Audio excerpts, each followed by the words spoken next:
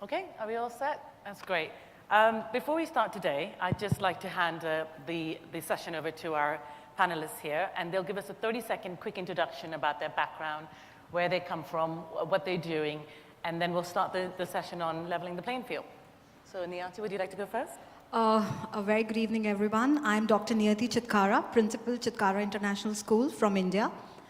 And I'm also an author of a book called Assessment Quotient. And it talks about the paradigms for teaching learning for Generation Alpha and Generation Z learners. I also come from a school that's an offshoot of 2 universities in the northern part of India. And the school is the byproduct of university education. So instead of framing a curriculum from kindergarten till 12, we've come up with a reverse model of framing a curriculum from university till K. So it's the opposite curriculum, which is absolutely hands-on, application-oriented, and industry-based.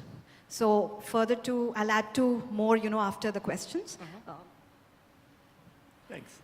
My name's Kasson, Bratton. I'm head of middle school at Nanjing International School in China. We're about 700 students, nonprofit, pre-K through 12 school. I'm very happy to be here with our guests. Thank you. Thanks, and I'm Schmedlen. I'm the Vice President for Education at HP. Thank you. Okay, so let's get on with it. We're going to look at classroom technology for all. I think before we start today, I'd like to sort of knit this session into a story. So I'm going to start out more with the growing themes of education itself, what the vision is for some of these panelists, then look at the learning and teaching aspects of how they look at education and how learning and teaching actually practice within that.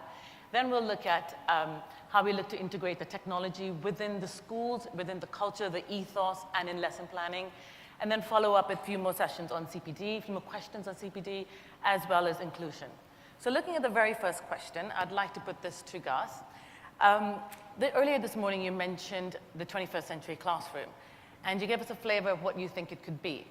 What do you think is your vision for education? Do you think overall we've achieved a good vision for education in Singapore or worldwide? And if not, what would you say would be your most appropriate vision for education? That's like a 12-part question. It'll be my pleasure to answer. Our fundamental belief is very simple. It's that when you marry access, and that's total access, equitable access with a level playing field, and you add to that true learning, it can drive meaningful and measurable outcomes for students, teachers, schools, and communities.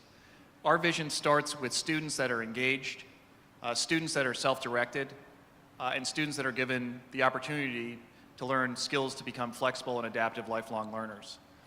Our vision also includes teachers that are empowered and enabled and valued members of society who are professionals and who are treated like professionals, trained like professionals, and also are given personalized learning opportunities just like their students.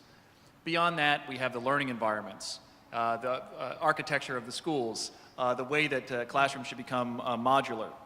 And at the end of the day, we have data systems that support personalized learning for students and empower teachers to differentiate instruction to make sure that students are on the right path to learning the skills needed for the 21st century. Okay, thank you.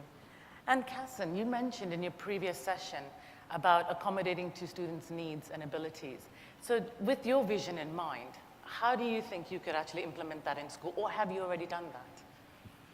Well, I could just say ditto to Gus and pass it back. I think the key word in terms of inclusion, I mean, our school is an inclusive learning community. It's part of our mission for a myriad of reasons.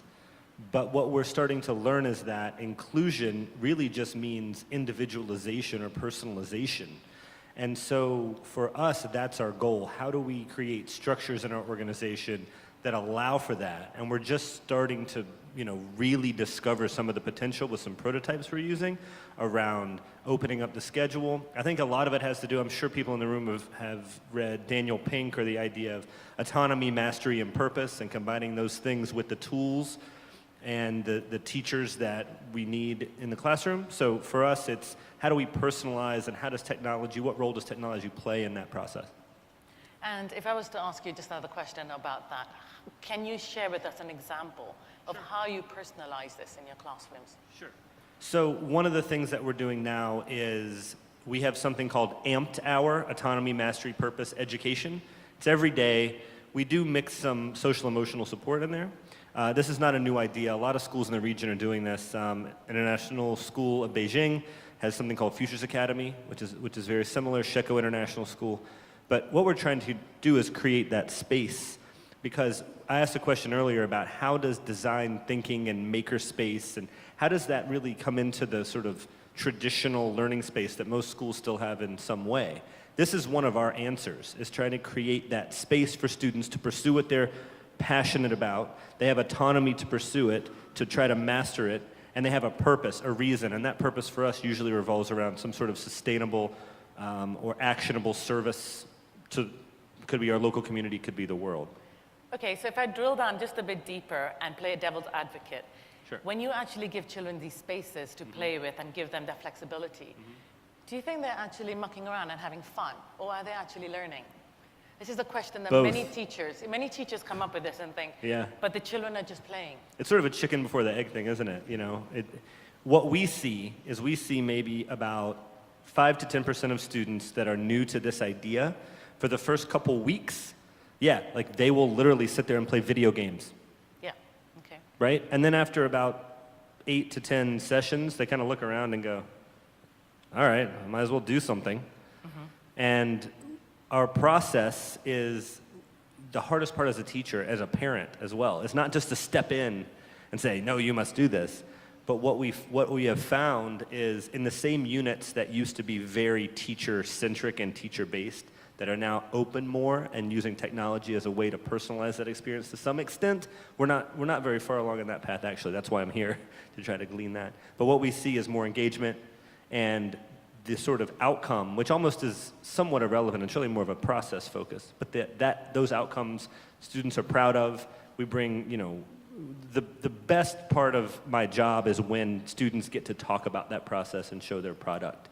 So in terms of engagement, we get much more engagement out of that time than we do out of most of our other classes, and we spend most of our time as leaders trying to think about how we can make all learning look a lot more like that. Okay, thank you. I'm going to Sure. give you a break for a minute Thanks. and go to Niyati. Okay. I like your vision of a top-down, or however you want to call it, bottom-up approach, and how you flipped it. Can you elaborate on that, please? Can I ask audience a question here? Are there any schools who work very closely with universities? Are there any schools who ever go to the universities and ask, how was my product, my student? Is that student doing well? Shouldn't that hand-holding happen? Why do we leave our children post grade 10 or 12? It has to have that connect, that integration. And I'm sorry, I've been listening to a lot of technology stuff since morning. I'm a layman. I run a technology school, but to me, technology means making life easier. And when I talk about makerspace or design schools, these are the things which actually are taught at university level. It's all engineering and applied sciences. It's just that generations are becoming smarter, and these things are reaching out to school level. So knowingly or unknowingly, makerspace is an outcome of the university education entering the school space. All right? And what school needs to do is cover both the scholastic and non-scholastic areas of learning. Since morning, nobody talked about dance. Since morning, nobody talked about music, sports, other areas of learning that make the learner happy. Is there a product that industry guys have created that actually gauge these areas of learning? Is there a mobile application available which tells a parent how good my child is at sports? At what level of music have my child reached? So these are the products that we want industries to create for schools. And that is what defines my school in India. It's a leading innovative international school of India and answers all that. Thank you. So that's quite an open-minded vision of your school itself. How do you take this vision and transfer it into your curriculum to meet the students' needs? It's a great question. I'll give an example of one part of it. When it comes to technology curriculum in schools, we just restrict it to computer science. But what we've done at our school is we've designed a joint curriculum with the university and school together. It's called Tech 8. where starting from grade 1 onwards, we are teaching automobiles, we are teaching mobile applications, we are teaching what is 2G, 3G, 4G, we are teaching household technologies, we are teaching energies. Why have we chosen these topics? Because the curriculum of the university is actually dominated by industry. These are the areas where students will be getting jobs in the near future. So these are the things which should be taught in the schools rather than following boards and following content, which is not going to add to employability at later stages. So let's create schools which make life easier of a learner, that will have better engagement if he knows that this is something which will hold a lot of meaning in the future. It will fetch him job. It will fetch him certainty in his life. So these are the products we should be focusing on. Okay, so that's quite interesting because that's looking at it from a student and learner's perspective. Absolutely. And giving them, hopefully providing them the kind of skills they need for the future and in terms of employment. Then what would you say are the key elements of your teaching practices in your school? I'd just like to share certain practices that we follow in our schools. First of all, we have something called the annual blueprint. Now, normally, the syllabus of school is very, very static. It's not interactive. The parents, they have no say in it. So we have something called online poll, and this annual blueprint is a digital document which has topic-wise bifurcation of all the latest mobile apps, which are absolutely free, which do not complicate the life of the parent, and the e-links and the video links, which are absolutely free of cost, available to the parents. They can use it on their mobiles. Also, we have to ensure that it's education for all. So we have to ensure economically weaker section student, a cook at home who doesn't even know, who is not studied, should be able to make use of the same education. That is how, it's going to fit everybody and make everybody happy. So that's where it's one part of it. Another way is like, a 4th standard student teaching a 3rd standard student. Because when you teach, you learn the best. It's another form of flipping the classroom.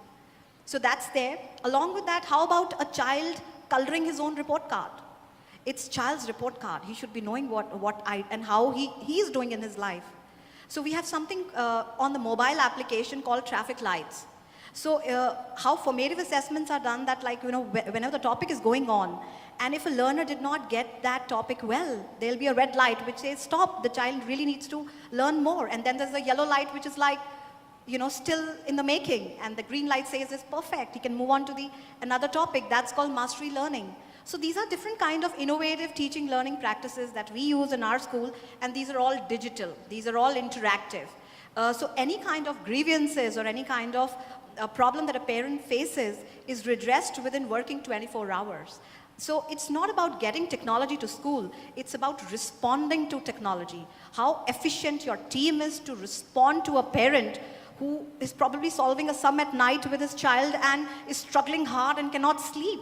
So that's where, if a school answers there and then, that is how you say it's a digital school. Okay, so can I just take that a little bit further? And this question I'm going to ask is not on this, is not part of the agenda, but it's very interesting. Coming to the parent side of things, now that you've integrated this technology in the school to keep them up to date and let them know what's happening with their children, what has been the feedback from your parents? Have they, one, struggled with the technology, or two, have they benefited from it? How have you managed the expectations of these parents? First of all, it's very, very difficult to understand because the generation which parents belong to is X or Y generation learners. And today our children, they are Generation Z and Generation Alpha learners. Our children are extremely impatient. They don't have time. They would not like to queue up. They would not like to wait for a feedback. It has to be just in time, as quick as I did a sum and I want my teacher to check there and then. So these are certain things where there is a variation. So the only answer is lots and lots of orientation sessions for the parents. And I can just share a data with you that 10 years back, when we started shaping this kind of a school, we used to get a login of like 10 to 20 parents in a day, to a stage where we have more than 4,000 to 5,000 logins in a day today. So that's where, we've been able to engage parents, and that's a very, very authenticated data, and it comes to the administration of the school on a daily basis. So it's a very, very positive and motivating factor which excites us, and we want to do better and better and shape a school like that in other areas of our country as well. Thank you. Okay, so given that this conference is about IT, let's get back into tech in education. So this question is dedicated to you, Gus. HP obviously in the past has been known as a very IT-driven company, lots to do with printers and computers, etc. Now we're looking at a space where we're actually integrating it within education. And the big buzzword, which is very viable, is that of pedagogy. So how would you say we should look to integrate the technology within our education? Wherever it's most effective. I mean, I think that's the basic answer. I'd love to just go back for 1 second. Sure. And we've interviewed thousands of parents, and when we look at progressive attitudes towards technology use in education, the parents are the most conservative always. People would think it perhaps is the teachers in some point, but it's not. It's the parents. The students and the employers in the communities want change to happen yesterday. Teachers want to have it in a measured format with their proper training, and parents have a vision of what it was like when they were students, and they can't seem to get past that. It's very interesting. Yes. Culturally, and it's cross cultures. But to answer your question, how would we manage instructional innovation, and what are effective instructional practices that we've seen by means of technology? And I think there are 3 phases to it. The first phase is just making sure that the bottom is not going to fall out for the teachers. So giving them the controls and the levers in order to maintain control of their classroom and use classroom orchestration as a way to punitively police the classroom. That's stage 1, and there aren't really great outcomes from that, right? It's the best outcome is that students aren't going to be surfing the web during class. What that turns into, though, very quickly is that classroom orchestration is then used, or a lot of these social networks, these walled garden social networks that schools are putting up for each individual class, those are started to be used to improve workflows. So from an operations perspective, sending assignments out asynchronously or synchronously and getting feedback or homework from the student work. And then also doing both formative and what we call super formative assessment for students that inform differentiated instruction. So I think the combination of using these synchronous teaching and learning tools, along with all of the activities that come from blended learning, especially rotational blended learning, that have to do with a discipline-specific activity. For us, the gold mine in blended learning is when you combine several different activities to achieve the same learning outcome or the same learning directive, but you use different modalities to express or to learn about that same historical era, mathematics problem, physics challenge, et cetera. And technology can enable you to do that like never before. You can now talk to your computer, touch your computer, write on your computer with a pen, and they're much more mobile, they're much lighter, and they're much more accessible from a cost perspective than they ever have been before. So we think that the addition of the modality and then the democratization of technology access has really led to some instructional innovation. Okay, so if I can drill down a bit further. I personally don't believe that students have a problem with using technology. In fact, I think a lot of them know how to use several modes of technology, the Office platform, the iOS platform, Google, whatever you want to give them. I think kids pick it up very easily today. And given that you come from an industry background, it'd be interesting to know what kind of soft skills, or any sort of skills, do you think students need in order to get employed? And so by integrating the technology in our schools and in university, what are we trying to get them to achieve? It's a good question. I think from a United Kingdom perspective, absolutely. The students have probably stronger technology skills than a standard teacher would. But again, the teachers are catching up quickly there. In emerging markets, it's not the case. But let's stick to mature markets like Western Europe and the US. In addition to the technical skills, students need to learn collaboration and critical thinking, and also social and emotional learning. The World Economic Forum put out a paper last March called New Vision for Education, specifically looking at social and emotional learning, and they had the Boston Consulting Group look into that. So that's a very, something that I would highly recommend. When we engage employers and say, what are the most important things that you seek? What are the most important skills? Grit and determination, so seeing things through. Being on time was a really big one.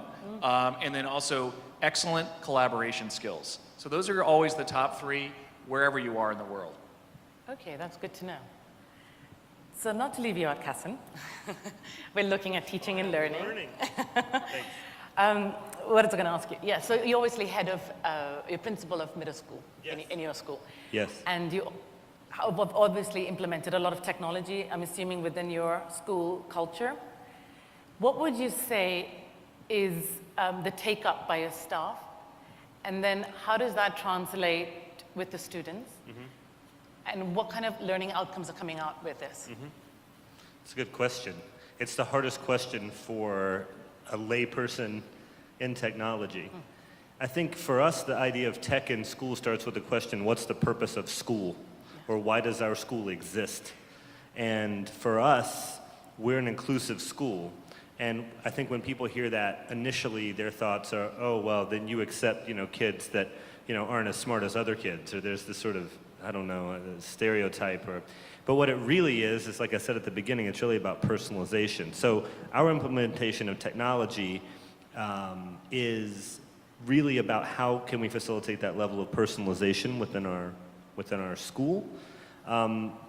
And that takes a variety of forms. A lot of it comes through our sort of design tech, which is not really computer science. It's more of sort of the design cycle within the middle years program, things like that. The biggest learning I've had so far with implementing tech in a classroom is don't water the rocks. Ever heard that one? No.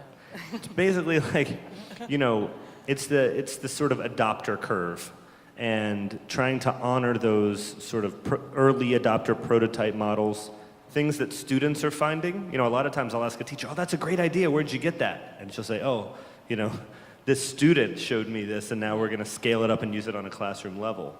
It's really that in the moment idea that you were discussing earlier. We have very little top-down tech initiative at our school. I mean, yes, we're one-to-one, iPad, laptop, yada, yada, blended learning. It's all there, just like it is in most of our schools. But I think it's in the moment in the class, especially design is where I see it a lot, that we see that level of implementation. So not watering the rock simply means like there will be resistors or people that don't adopt it, an idea. So we don't really spend a lot of time on those individuals. We spend a lot more time just trying to make things work. And as someone said before, having good stories to tell. Yeah. Those little successes can make a huge impact in terms of implementation. So then do you think one size fits all? Or are there different solutions for sort of implementing the technology very appropriately and comfortably in the school environment? Do you think there's one solution that's going to be across the board? Or are we looking at different sort of variables? For sure, there's not one solution. And what Gus was talking about at the beginning about, it seems like there's this synergy forming between education, sort of nonprofit education, international schools, public school systems, and the corporate world. It seems like we're all coalescing around, I mean, honestly, I've heard 14 presentations today, and they were all very similar in a good way, in kind of a reaffirming and challenging way. What we're talking about is very aspirational, trying to individualize learning and personalize learning and build backwards from the university model and talk about those soft skills and how does that work, and grit, how do you teach that or assess that? And it's a challenge. And for us, we found that the more freedom and autonomy that we give to our students, the more personalization we get, the more engagement we get. And as far as tech goes, the more, we avoid tech for technology's sake, and we just get tools that work in the moment. Okay. And while you've got the mic, I'm going to bring one of the questions up to you. You mentioned inclusive quality education. And we've spoken about this, and you've spoken about this passionately in one of our break sessions. Would you mind expanding on that? About inclusion. No, about inclusion. I could go on all day. He has a lot to say, so I'm going to let him get on with it. I mean, technology has a massive role in the idea of inclusion. I mean, maybe I'm painting an unfair picture of the past, of the schools that we all went to. I'm 36, so that means that when I was in school in the 80s, which doesn't seem that long ago.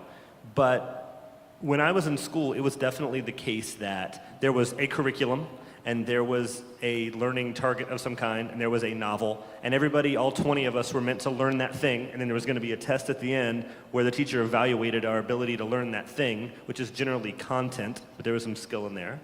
And if you were exceptionally able in that class, you were bored out of your mind, right?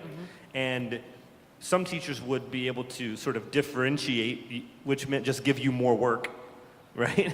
And then there were students in the class that might have a slow processing speed, a low working memory at that time, that maybe dyslexia, who knows what, right? And so they would struggle, but that was their fault. And for the bright kid, sometimes that would result in behavioral issues. I don't know if any of you fit that description. You just get bored. And so, well, I guess I'm painting a picture of not a very inclusive learning environment. That's why, you know, when we look at our schools, we get the opportunity to do something a little different and to personalize things a little more, because, well, there's 100 reasons why inclusion works, but one reason is that we were missing out on the expertise, the point of view of those kids that were not in that band of students that things were being directed at. It was more teacher directed, I guess is what I'm trying to say. And we've tried to unlock this inclusion piece for a while. I don't know if you guys know Bill and Ocean Powell. Bill passed away this year, but these were pioneers in this idea of inclusive education, and they've been trying to crack this nut for 30 years. And so that's why for us, when we talk about individualization, that's where it's at. Inclusion is almost a dated concept. It's really now more about how do we tailor or negotiate learning outcomes with students. So that's why this session's called sort of leveling the playing field. But I mean, when we're talking about differentiation or individualization, it's more like, what sport are we playing? Or, you know, it becomes a completely different experience when we don't say it has to be a playing field. It can be anything, you know? So the more freedom that we're giving and the more sort of flexible we're thinking, the better off our kids are. That's my take on inclusion. Okay, it's a bit nebulous. If I could go back to Gus then, you obviously have a little bit of background in with the whole sustainability UNESCO 2030 plan, where they're looking to include rather spread education as freely as they can across the world and to underprivileged countries. What are your thoughts on then inclusive societies and creating a better workforce? For sure. I mean, if you know, we tend to agree a lot with UNESCO and what they say, as well as the OECD, two of my favorite places to go in Paris. And their 2030 vision aligns to the same principles, especially in emerging markets, of empowering everyone, including women and girls, which don't always get the opportunities that boys get in schools, and that can't happen anymore. But what a lot of these economies are struggling with is a move from an agrarian or manufacturing based, or even an economy that's based on natural resources, and moving that over towards one of value-added services in a more sustainable economy that isn't dependent upon the price of a commodity, you know, like for instance oil. So being able to create self-sustaining societies that not only compete well sort of internally and can create a great ecosystem internally that is not dependent upon import or imported labor or just regular imports, but rather can build that stuff and conduct those services themselves, while also maximizing their natural resources, including their people, to the best extent. It's been very clear to us that to build sustainable competitive advantage for countries and for economies, the best weapon in their arsenal are the humans, are their citizens. So having strategic human capital development really makes a difference. And if you look at some of the winners in various parts of the world, you see that they have the best education systems, that they invest the most in education, and that as a society, they value teachers the most. And that has a long-term, very pronounced sustainable impact.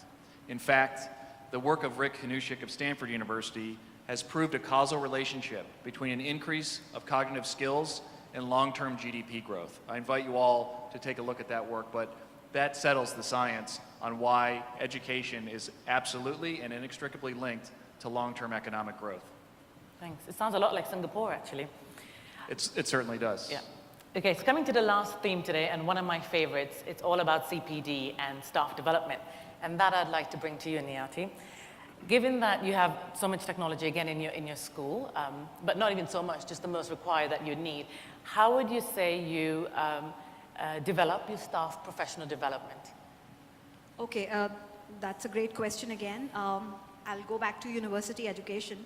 We're running 2 universities and we have our own teacher education college. And 3-4 years back, there used to be like more than 400 to 500 graduates passing through the college and becoming teachers.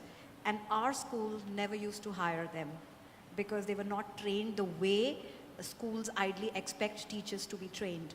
So the only answer to your question is that if one wants to train a teacher, tell her to live a life inside the staff room. Live a life of how to function as a teacher. That's the real teacher training program.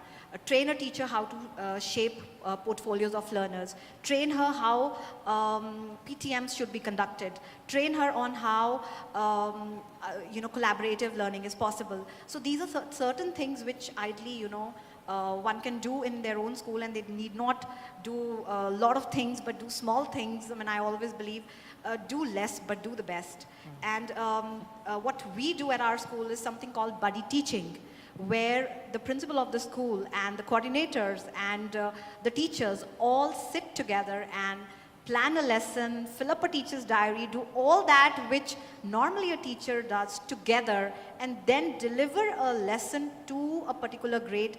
Again, together, it shows a lot of unity, it shows a lot of togetherness to the students, and that's how they will also be united. They will also listen to the teacher. They will also pay more attention to the teacher rather than coordinator or the principal.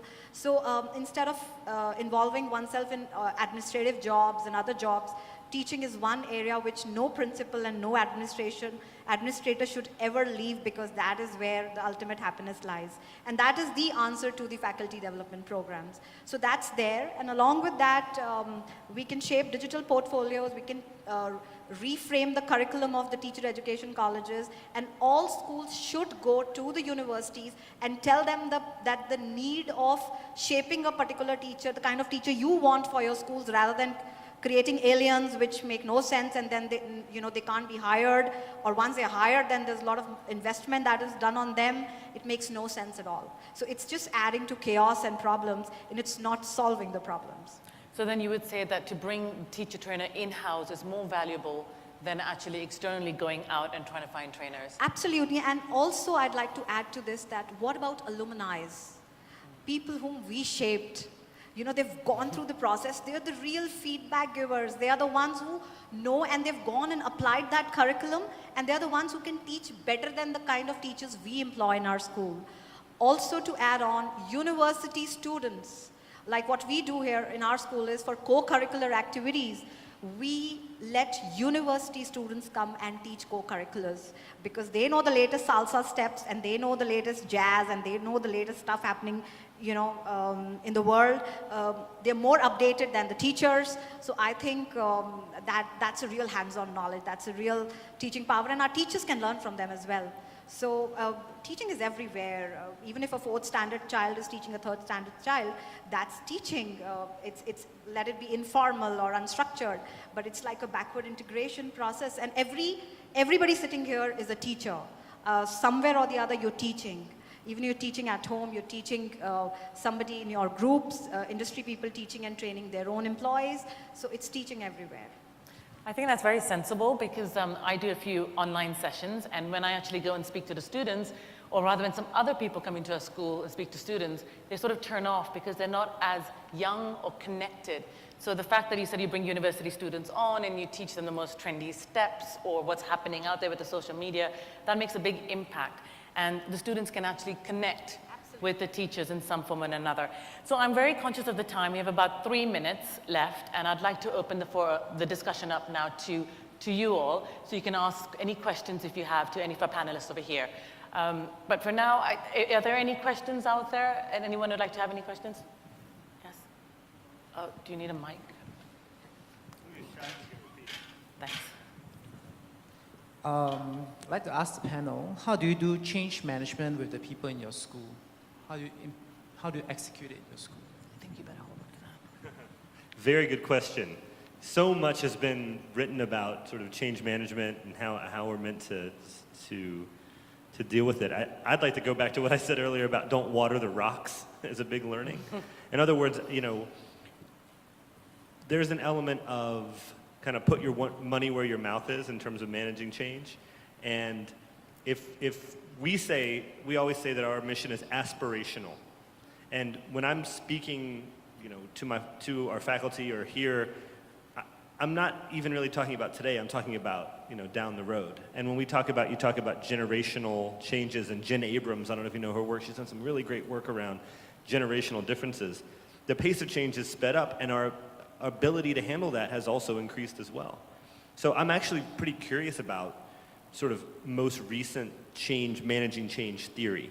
Because in the past, it was this idea of kind of less is more, you move along an initiative, there's a critical mass, you focus on, and I think there's something to that, but I just wonder if, it always seems like we're playing catch up. And I understand that there are sort of fundamentals of change science that would say that you can't move too fast, and there is a recipe for change, but I'm actually wondering how real that is in today's world. Really what I'm saying is I'm impatient and I want to move things forward. And I just wonder if we did that a little more, would that work versus kind of, reading Michael Fullan over and over and over again and trying to figure out how to manage a change process. Let's just go for it. I think there's something to be said for just jumping in and being willing to do it. That's my take. I don't know. Sure. I think there was a presentation, there was somebody else earlier who said it's okay to fail and learn. Our tagline is learn through adventure, and that means do something new and try it out. So, following you, yeah, let's just go for it. Any other questions? Yes.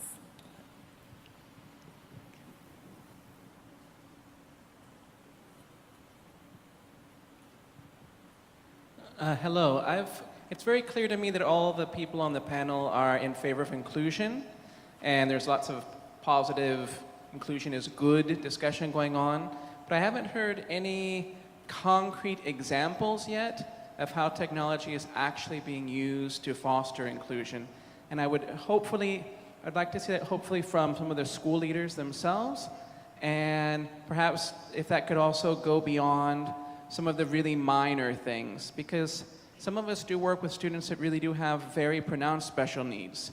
I'm not necessarily talking about someone that just maybe needs a half hour more on a test. I mean, there are real needs out there if we're actually talking about inclusion. Thank you. Do you want to go there, Niyati? Yes, you can start. Okay, you go first. Well, I have 2 case studies to share in my own school where I had 2 children with 100% hearing loss. And because the school was digital and it had all the digital content, and it had all the content, that with the video, it was all the subtitles coming together, which, the student, they were able to understand. So that's where these students till date, they've never asked for any kind of special assistance. They've never asked for any kind of special time during examinations. We don't even treat them special. There is, they're already included. So, but it's just a case study that we studied, and I thought of, sharing it with you. It's a great question. I can list some things we do, but I think we would all agree they're pretty surface level stuff. We use asynchronous back channel stuff a lot for our kids with slow processing. We use programs for our dyslexic kids, that sort of speech to text and text to speech stuff. But that's surface stuff. That's definitely sort of in the moment accommodation.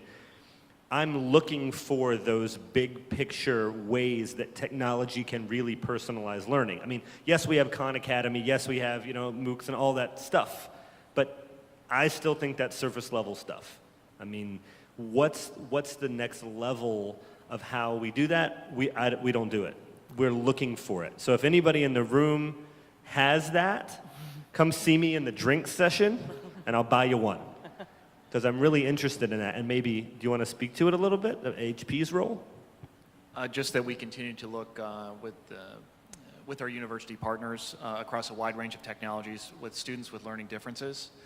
So we will be kicking off 2 projects in 2017 that use Sprout and the 3 screens, as well as legibility and seeing what VR and AR can do. And specifically looking in a very clinical way of how we address students that learn differently at different paces. So it's very important to us as HP to accommodate and include all learners. Okay, thank you. I think that's all we have time for now. We really are literally running out of time. So if you have any other questions, like he said, please come along and catch us, and we're more than happy to answer your questions. And for now, I'd like to say thank you very much. It was a great session, and I'm really privileged to have sat here and asked them all sorts of questions. So thank you very much. Thanks.